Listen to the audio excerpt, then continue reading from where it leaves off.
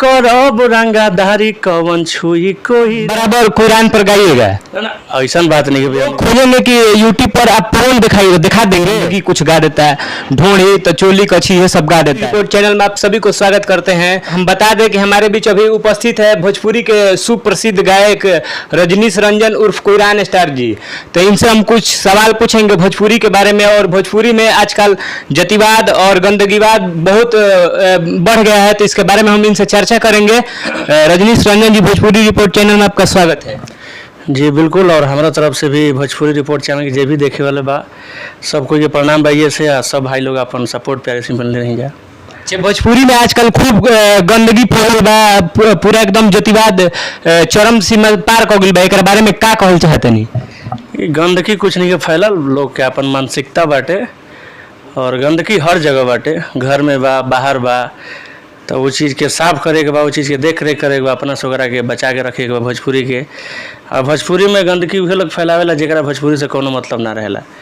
कैसे कि हमने के भोजपुरी इतना मीठ भाषा है कि लोग इतना बोले में चाहे सुने में इतना निमन लगेला कि एकरा आगे कोनो हमने के तो भाषा कोनो ना अच्छा लगे।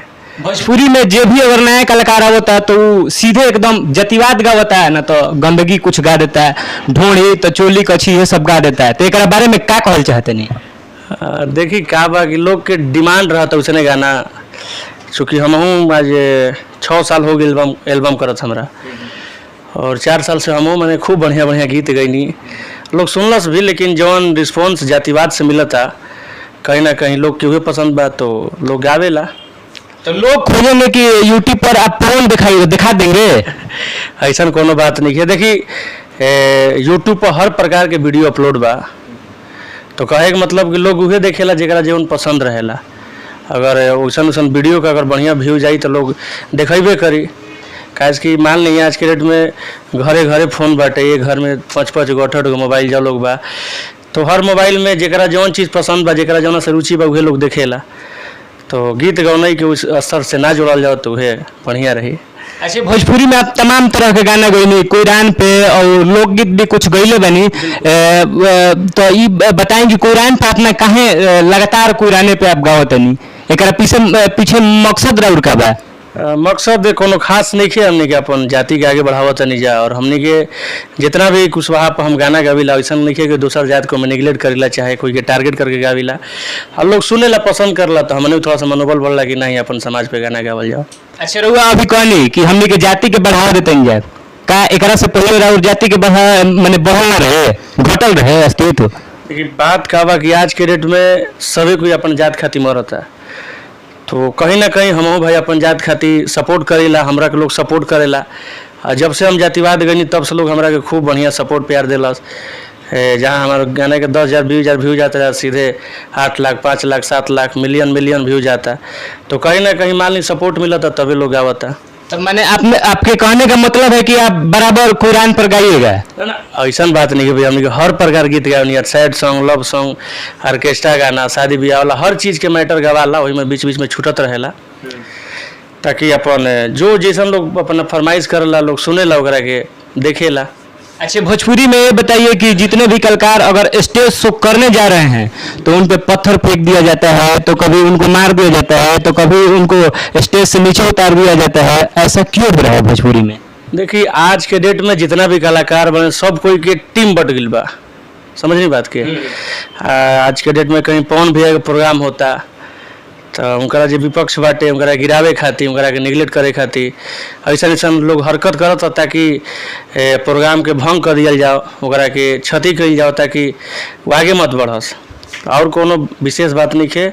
और हमने के भी प्रोग्राम में जानी है तो बहुत प्रकार के ऐसा तकलीफ दिक्कत आवेला, तो उसे कोनो दिक्कत नहीं है। एगो के कहल गई बा कि जहाँ 1000 गो भीड़ बा उजा एगो लोग का करी, तो लोग भेटाला ना ऐसा जे करेला, चोर लेखा करके शांत हो जाला। तो कहीं ना कहीं भोजपुरी के एक दूसरे से कलाकार जो जलते हैं वही करवाते हैं। जी बिल्कुल बिल्कुल, जे एक दूसरा के आगे बढ़ देखल नहीं के चाहत वही लोग ही काम करेला। और कौन गुजर के कहल बा कि एगो टांग टूट जी तो कोनो फर्क नहीं पड़े वाला।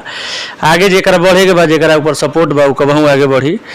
होला थोड़ा सा परेशानी दिक्कत होला, लेकिन अच्छा, अभी आप देखे होंगे कि थाने में वो प्रियंका सिंह जो कि बहुत एकदम अच्छा गाना गाती हैं और साफ सुथरा गाना गाती हैं, और उनको एंकर ने कुछ बोल दिया अपशब्द बातें, उसके लिए आप क्या कहना चाहते हैं? सबसे पहला कि हम हूँ प्रियंका दी के बहुत सुनीला और बहुत हमारा गायकी बचपन से पसंद था।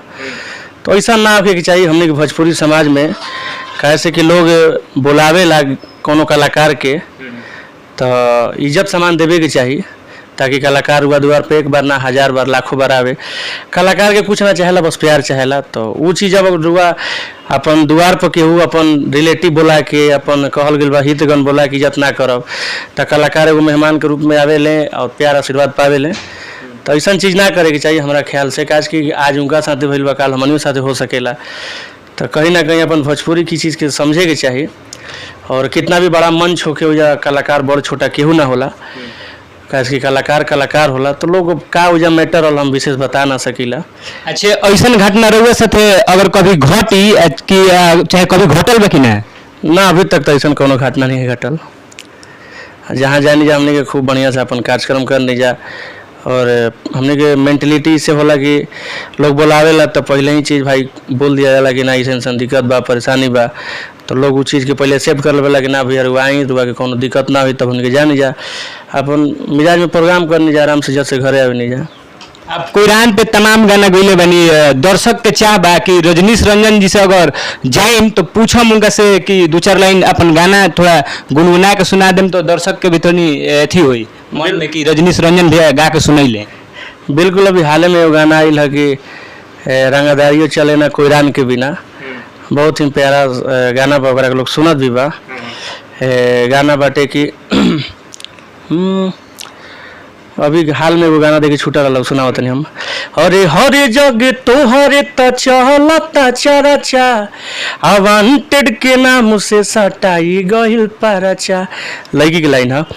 हरे हरे जग तोहरे त चलता चरचा, अवांटेड के नाम से सटाई गइल परचा। कि बड़ी चले लय कर में देखाई अपन शान के। तब मेरा लाइन है कि केहू कुछ नहीं करी डेराइब नहीं जान के, आ करब रंगाधारी कवन छुई कोईरान के। तो केहू कुछ नहीं करी डेराइब नहीं जान के, आ करब रंगाधारी कवन छुई कोईरान के। अभी आपके कहने का मतलब है कि आप कोईरान को ज़्यादा बढ़ावा दे रहे हैं, यही ना? बिल्कुल, कहीं ना कहीं आप कोईरान जाति को बढ़ावा दे रहे हैं, और वो शिक्षित व्यक्ति हैं कोईरान जाति, उनको आप हथियार उठाने पर मजबूर कर रहे हैं। ऐसा क्यों कर रहे हैं? ऐसा कोनो गीत संगीत के लोग गीत संगीत के माध्यम से सुनेला, इंटरटेनमेंट है, कोनो विशेष हमने के ना रहेला कि तू मरे मारी कर। आप लोग एंटरटेन करवा रहे हैं, लेकिन गांव जवार में आपसी भाईचारा खत्म हो गया है।